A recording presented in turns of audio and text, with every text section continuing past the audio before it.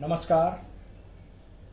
मैं doctor Asit Goswami, associate professor music, महारानी सुदर्शन महाविद्यालय बीकानेर के इस ऑनलाइन व्याख्यान में आपका स्वागत करता हूं। आज हम जिस विषय पर चर्चा करने वाले हैं वो है स्टाफ नोटेशन। स्टाफ नोटेशन को समझने से पहले आपको यह जानना ज़रूरी है कि पाश्चात्य स्वर सिस्टम क्या है। यानी जिस तरह से हमारे भारतीय स्वरों के नाम सा रे ग म प ध नि सा इस तरह से हैं, उसी प्रकार जो वेस्टर्न सिस्टम है उसमें स्वरों के नाम क्या हैं, यह जानने के लिए आपका ध्यान मैं हारमोनियम या पियानो के कीबोर्ड की तरफ आकर्षित करना चाहता हूँ। आप अगर ध्यान से देखें तो हारमोनियम की कीज़ जो हैं उसमें दो तरह की कीज़ होती हैं।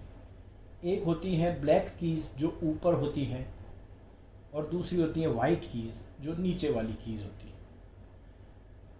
अगर आप इस कॉन्फ़िगरेशन को याद रखें तो आपको ध्यान आएगा कि जो ऊपर की ब्लैक कीज़ होती हैं वो 2 3 2 3 इस तरह के कॉन्फ़िगरेशन में होती है। ठीक है, तो जो सबसे पहला स्वर होता है पियानो का या हारमोनियम का वो होता है फर्स्ट वाइट की, जो 2 ब्लैक कीज़ के पहले होता है। उसके बाद 2 ब्लैक कीज़ होती हैं, उसके बाद 2 वाइट कीज़ हैं, फिर ऊपर 3 ब्लैक कीज़ हैं। तो यानी इसको अगर आप शुरू से आखिर तक चलें तो white black white black white white black white black white black white white black white black, इस तरह से। तो हमारा पहला सप्तक कहाँ ख़त्म होता है? इस वाइट की से इस वाइट की तक, यानी white black white black white white black white black white black और वाइट। एक सप्तक हमारा यहाँ से शुरू होता है और यहाँ तक ख़त्म हो जाता है। यहाँ से दूसरा सप्तक शुरू हो जाता है और वो यहाँ तक चलेगा। सप्तक को हम अंग्रेजी में ऑक्टेव कहते हैं। अब इन स्वरों के नाम क्या हैं? इन स्वरों के नाम है जो पहली वाइट की है उसे कहते हैं सी, दूसरी वाइट की है डी, उसके बाद तीसरी वाइट की है ई, फिर अगली है एफ, फिर जी, फिर ए और फिर बी। ये एक सप्तक यहाँ ख़त्म हो गया, एक ऑक्टेव। फिर अगला ऑक्टेव हायर शुरू होता है सी डी ई एफ जी ए और बी। इसी तरह से आगे भी यही क्रम स्वरों का रहता है। अगर इसको हम भारतीय संगीत के आधार पर देखें तो ऐसा कह सकते हैं कि जो हमारा सा है वो है सी, रे है डी, ग ई, म एफ, प है हमारा वो पाश्चात्य जी है, ध है वो ए है और नी है वो बी है। तो C D E F G A B, सा रे ग म प ध नी। यहाँ यह बात ध्यान देने की है कि हमारे भारतीय संगीत के जो पद्धति है और पाश्चात्य पद्धति, उसमें एक बहुत बड़ा फ़र्क है।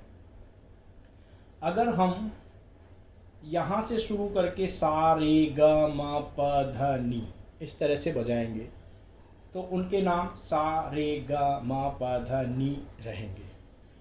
अगर मैं सा बदल करके यहाँ से शुरू कर देता हूँ, सा रे ग म प ध नी, तो हमारे भारतीय पद्धति के अनुसार उनके नाम चेंज नहीं होंगे, वो वही रहेंगे, सा रे ग म प ध नी। लेकिन पाश्चात्य संगीत की जो पद्धति है उसमें स्वरों के नाम कीज़ के अनुसार ही हैं। अगर हम पिच बदल देते हैं, अगर इस सा की जगह ये सा कर देता हूँ तो वह सी नहीं रहेगा, वह दूसरा कोई नाम होगा, वह होगा सी शार्प। यह बात एक समझने की है हमारे भारतीय संगीत की पद्धति के सप्तक और पाश्चात्य संगीत के सप्तक में। तो हम अभी समझने की सुविधा के लिए इतना ही करेंगे कि सा को सी मानेंगे, रे को डी मानेंगे, ग को ई मानेंगे, म को एफ मानेंगे, प को जी मानेंगे, ध को ए मानेंगे और नी को बी मानेंगे। ठीक है, अब अगली स्लाइड में हम आपको स्टाफ नोटेशन पद्धति के बारे में समझाएंगे। स्टाफ नोटेशन, इस सिस्टम को स्टाफ नोटेशन क्यों कहा जाता है? जैसा कि आप इस चार्ट में देख रहे हैं, इसमें ये लाइनें आपको दिखाई दे रही हैं, 1 2 3 4 5 और इधर 1 2 3 4 5। इन लाइंस को स्टाफ कहा जाता है, इसलिए इस पद्धति को स्टाफ नोटेशन सिस्टम कहा जाता है। और नोटेशन क्या होता है? नोटेशन का मतलब किसी चीज़ को लिपिबद्ध करना। हम भारतीय संगीत की जो राग और गत या ख्याल वगैरह हैं, उनको जिस पद्धति में स्वर लिपि में लिखते हैं वो भातखंडे द्वारा अपनाई गई स्वर लिपि पद्धति है। लेकिन पाश्चात्य संगीत सिस्टम में बहुत सैकड़ों सालों से जो नोटेशन सिस्टम प्रचलित है वह स्टाफ नोटेशन सिस्टम कहलाता है। और जैसा कि मैं बता चुका हूँ, इसे स्टाफ नोटेशन क्यों कहते हैं, क्योंकि ये 5 लाइंस जो हैं इनको स्टाफ कहा जाता है और इन्हीं में वो नोटेशन स्वरों को किया जाता है, इसलिए इस पद्धति को स्टाफ नोटेशन पद्धति कहते हैं। यहाँ आप 2 तरह के चिन्ह देख रहे हैं। एक तो पहले ऊपर 5 लाइनें हैं, 1 2 3 4 5, फिर नीचे 5 रेखाएं और आप देख रहे हैं 1 2 3 4 5। तो ये जो निशान है इसको कहते हैं ट्रेबल क्लेफ। क्या कहते हैं? Treble, TRABLE, treble clef, CLEF, treble clef. और ये नीचे आप निशान देख रहे हैं उसको कहते हैं बेस क्लेफ, BASS, बेस क्लेफ।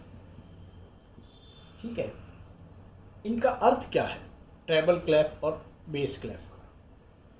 ट्रेबल क्लेफ जब हम पियानो में बजाते हैं तो यहाँ जो स्वर लिखे हुए हैं वो मध्य सप्तक या तार सप्तक के होते हैं, यानी ये वाले स्वर मध्य और तार सप्तक के मिडिल और हायर ऑक्टेव के नोट्स हैं। और इस लाइन में जो लिखे हुए हैं वो नोट्स हैं इन 5 लाइनों में बेस क्लेफ के अंतर्गत। ये मंद्र सप्तक के नीचे के सप्तक के स्वर हैं। पियानो में इन स्वरों को राइट हैंड से यानी दाएं हाथ से बजाया जाता है और इन स्वरों को जो बेस क्लेफ के अंतर्गत आते हैं उनको बाएं हाथ से लेफ्ट हैंड से बजाया जाता है। अब स्वरों को लिखा कैसे जाता है उसके लिए ये आपको 5 रेखाएं दिख रही हैं। इन 5 रेखाओं के बीच में जो स्पेसेस हैं वो कितने स्पेसेस हैं?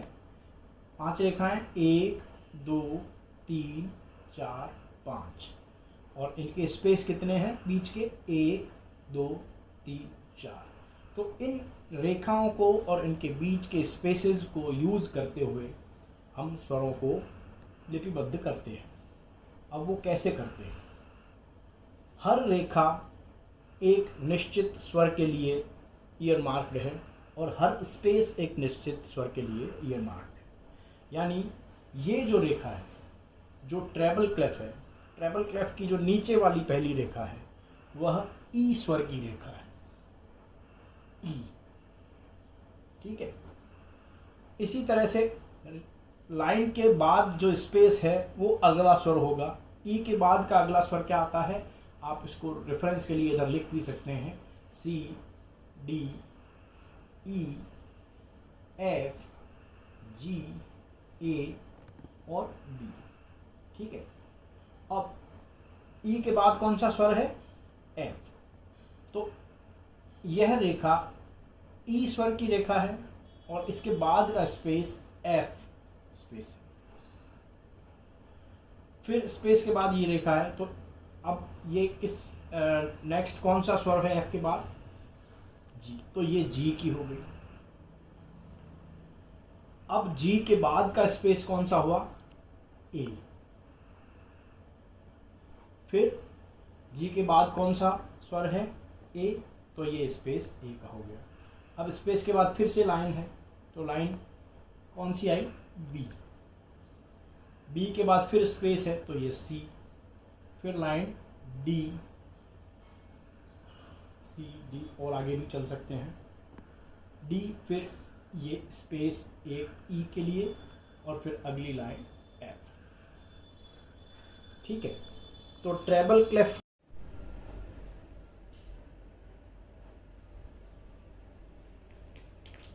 क्लेफ की बात हम कर रहे थे, जिसमें ये 5 रेखाएं हैं, 1 2 3 4 5 और ये 4 स्पेसेस हैं, 1 2 3 4। ये हर एक रेखा और हर एक स्पेस एक स्वर के लिए निश्चित है। पहली रेखा ई के लिए, फिर ये स्पेस एफ के लिए, फिर ये रेखा जी के लिए, फिर स्पेस ए के लिए, फिर रेखा बी के लिए, फिर स्पेस सी के लिए, फिर एक लाइन डी के लिए, फिर स्पेस ई के लिए और फिर लाइन एफ के लिए।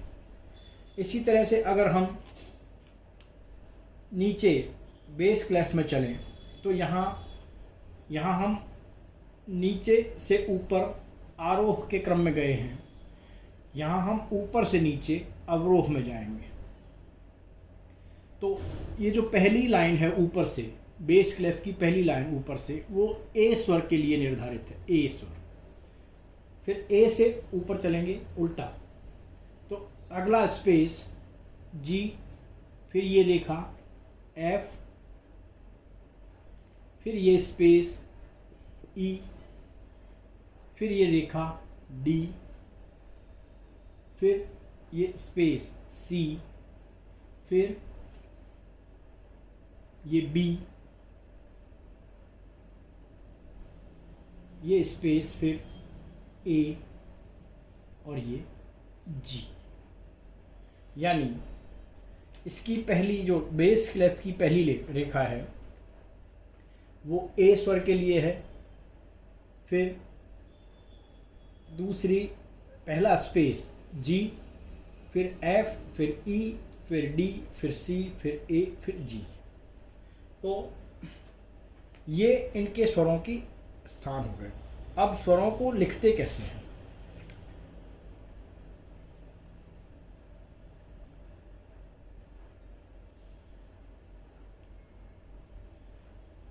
लिखने के लिए कुछ खास तरह के चिन्हों का इस्तेमाल हम करते हैं, वो मैं आपको अभी बताऊंगा।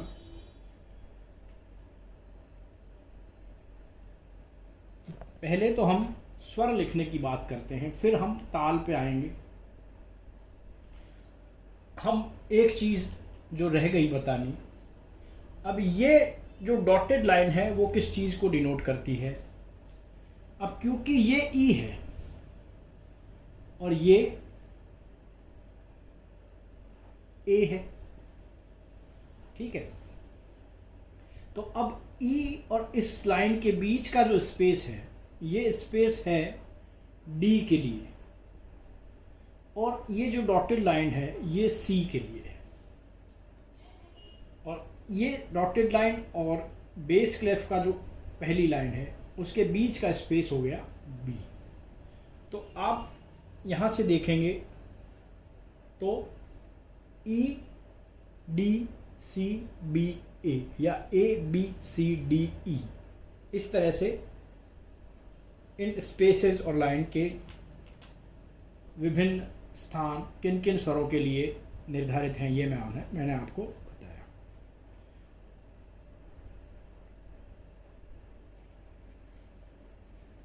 अब हम स्वरों के चिन्ह देखते हैं, किस तरह से स्वर लिखे जाते हैं। स्वर को विभिन्न मात्रा काल के आधार पर कुछ चिन्हों के द्वारा अभिव्यक्त किया जाता है।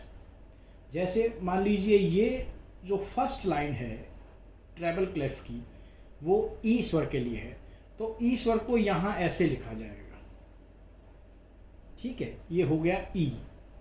और ये बीच का स्पेस जो है वो एफ है, तो एफ को लिखना होगा तो हम ऐसे लिखेंगे। और फिर ये जी, ठीक है, ये ए, ये बी, ये सी, ये डी, ये ई और ये एफ। इस तरह से हम स्वरों को लिखते हैं। अब पहली रेखा और इस डॉटेड लाइन के बीच का स्पेस क्या है, ई से नीचे डी, तो डी लिखने के लिए हम यहाँ लिख सकते हैं। सी के लिए यहाँ लिखेंगे। अब ये स्पेस क्योंकि बी का है तो ये बी हो गया, ये ए लाइन, फिर ये स्पेस जी का, फिर ये लाइन एफ की, ठीक है, ये हुआ ई स्वर, ये एफ, ये जी, ये ए, ये बी, इस तरह से। अब और कुछ चिन्ह हैं जो स्वरों के मात्रा काल को निर्धारित करते हैं। उन मात्रा काल को कैसे निर्धारित करते हैं, इस पर अभी हम संक्षिप्त चर्चा और करेंगे।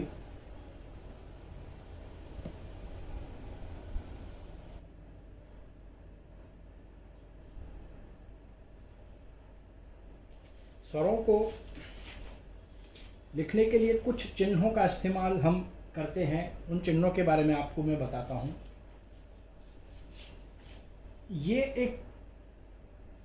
ये चिन्ह है, इसको कहते हैं सेमी ब्रीफ। सेमी ब्रीफ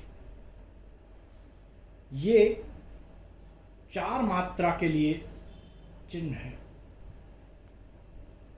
या 4 बीट्स,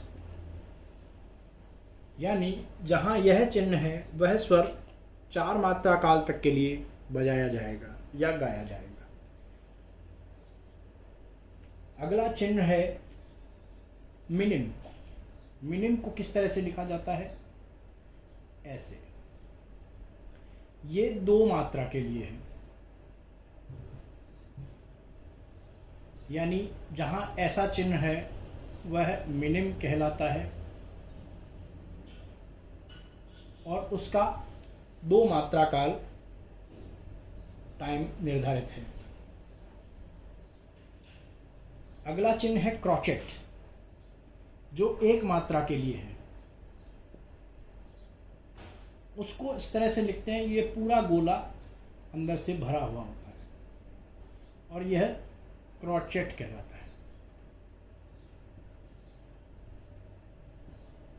CROTCHET।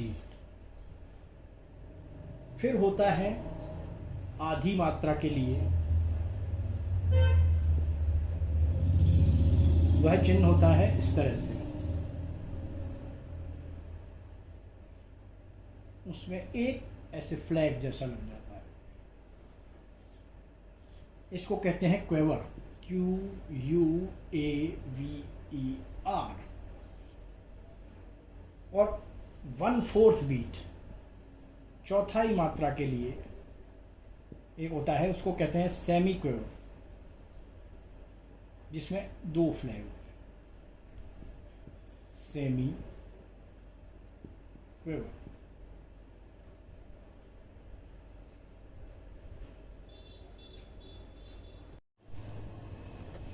आइए इसको हम और अच्छी तरह समझने की कोशिश करते हैं।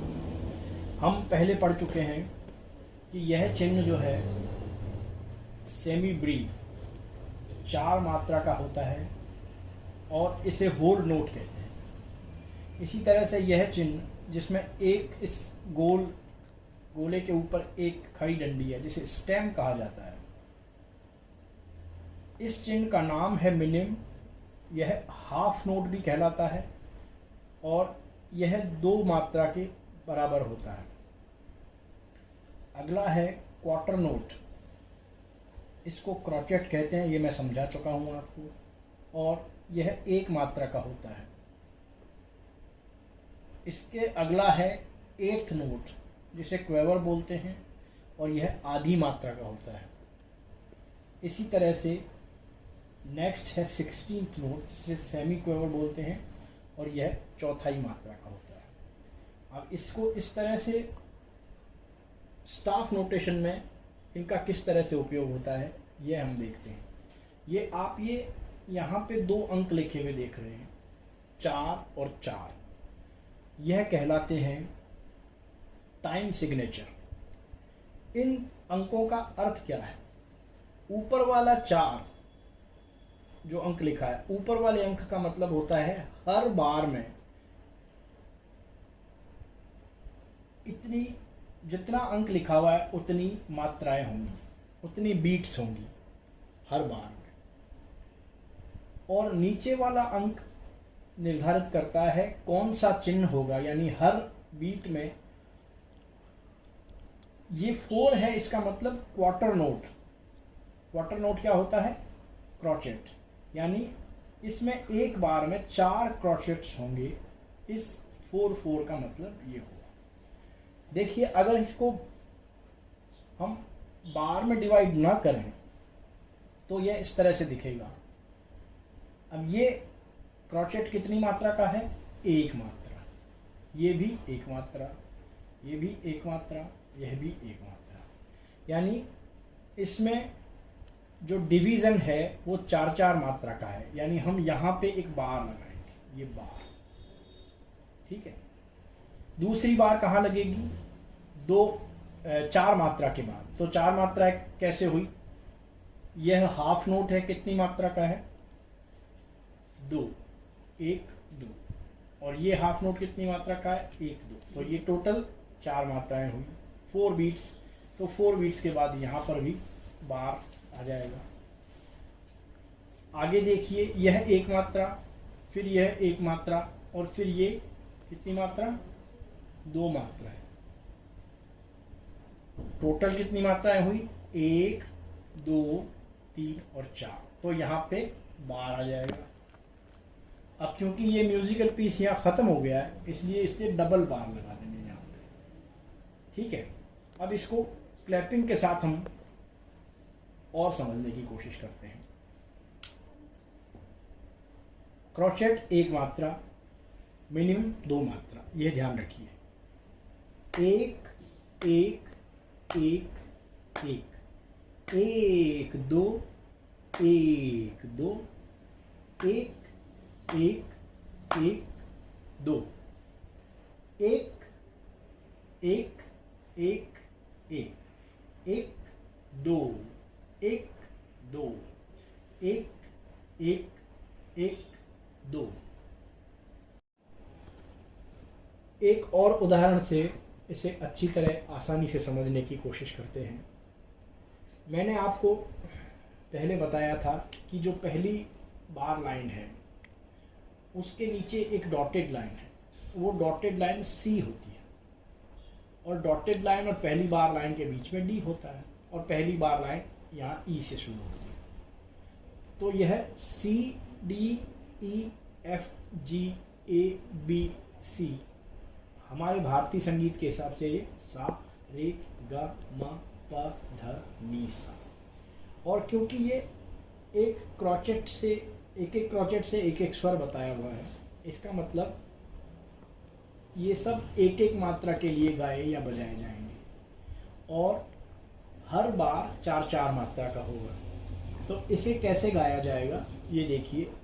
हर स्वर 1 मात्रा का है, 4 मात्रा की एक बार है, सा रे ग म प ध नि सा, C D E F G A B C, C D E F G A B C.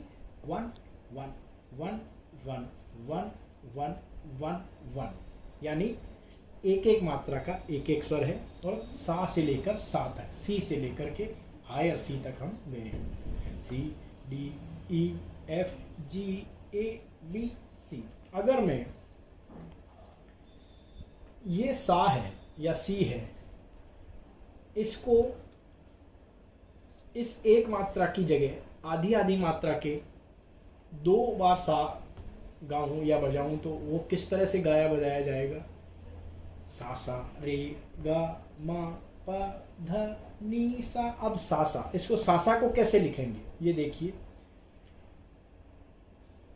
1/2 beats, half beats को 2 बार लिखना होगा।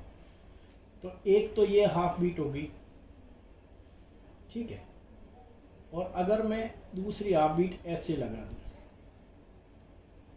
इसका मतलब ये जो 2 हैं ये क्वेवर हैं और 8 नोट्स हैं, यानी ये दोनों हाफ बीट ये और हाफ बीट ये। इस प्रकार ये एक बीट में 2 बार गाया बजाएगा, उतनी देर में 2 बार गाया या बजाया जाएगा। कैसे? सा सा रे गा मा पा ध नी सा, C C D E F G A B C. ठीक है, इसी तरह से मैं इसको भी 2 बार डबल कर दूं तो ये कौन सा स्वर है? सी डी ई एफ जी जी, सारे गा मा पा, सा सा रे गा मा पा पा ध नी सा। तो हम ये जान चुके हैं कि किस तरह से हम स्टाफ नोटेशन में स्वरों को लिखते हैं। एक चीज़ और यहाँ पे ध्यान देने की है कि जिस प्रकार हमारे भारतीय संगीत पद्धति में कोमल और तीव्र स्वर होते हैं, उसी प्रकार वेस्टर्न नोटेशन सिस्टम में शार्प और फ्लैट होते हैं। जैसे सी शार्प या बी फ्लैट या एफ शार्प, ई फ्लैट इत्यादि। तो फ्लैट का निशान हम स्मॉल बी से लगाते हैं, जो स्वर के ऊपर लगाया जाता है, और शार्प का निशान हम हैश से लगाते हैं। मान लीजिए किसी म्यूजिकल कॉम्पोजिशन में कोई स्वर फ्लैट लगता है, इसे जैसे मान लीजिए यहाँ पे इस कंपोजिशन में अगर F को शार्प लगना है तो हम यहाँ F के स्थान पर यहाँ शार्प लिख देंगे। इसका मतलब होगा कि जहाँ भी F आएगा वो शार्प होगा। इसी तरह से अगर मुझे E फ्लैट यूज़ करना है किसी कंपोजिशन में, तो मैं E वाली जगह जहाँ पे भी है वहाँ पे एक फ्लैट का निशान लगा दूंगा। इसका मतलब इस कंपोजिशन में जहाँ भी ई आएगा वो फ्लैट यूज़ होगा। तो मैं उम्मीद करता हूँ आज के इस व्याख्यान से आपको स्टाफ नोटेशन पद्धति की सही जानकारी हो गई होगी। धन्यवाद।